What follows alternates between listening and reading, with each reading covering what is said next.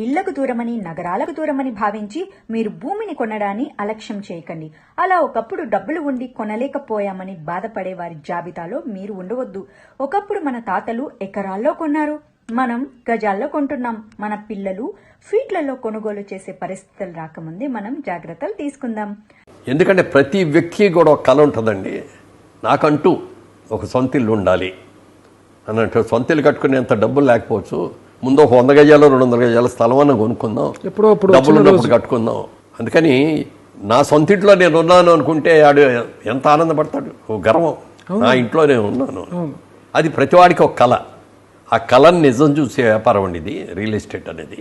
నేను దాన్ని ఆదృష్టం చూస్తున్నాను. అపార్ట్మెంట్స్ ఇవన్నిటికంటే ఓపెన్ ఫ్లాట్ తీసుకోవడం అనేది రియల్లీ గుడ్ అంట. ఎందుకు అంటే మీకు అపార్ట్మెంట్ తీసుకున్నా సరే, లేదు యాజ్ అ ఇండివిజువల్ హౌస్ తీసుకున్నా, ఏది తీసుకున్నా కొన్నేళ్ల కాలం తర్వాత దాని వాల్యూ అనేది తగ్గిపోతూ వస్తుంటుంది.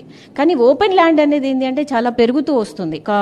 మంచి అంటే నిజాయితీ గల ప్లేస్లో తీసుకుంటే ఖచ్చితంగా వాళ్ళ పిల్లల భవిష్యత్ అనేది వాళ్ళకిచ్చి ఒక పెద్ద గిఫ్ట్ అవుతుంది. పార్ట్నర్ మన ఇంటికి వచ్చి ప్లాట్ అమ్ముతున్నా అంటే చాలా మంది అతని కమిషన్ కోసం వస్తున్నా అనుకుంటున్నారు. మీరు మిత్రమా, అతని కమిషన్ చాలా తక్కువ అండి, కానీ మీకు వచ్చేది ఎక్కువ.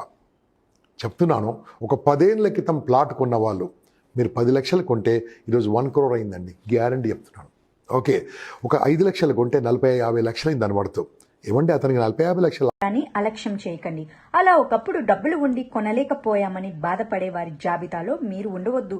ఒకప్పుడు మన తాతలు ఎకరాల్లో కొన్నారు, మనం గజాల్లో కొంటున్నాం. మన పిల్లలు ఫీట్లలో కొనుగోలు చేసే పరిస్థితులు రాకముందే మనం జాగ్రత్తలు తీసుకుందాం. ఎందుకంటే ప్రతి వ్యక్తి కూడా ఒక కళ ఉంటుందండి. నాకంటూ ఒక సొంత ఇల్లు ఉండాలి అన్నట్టు.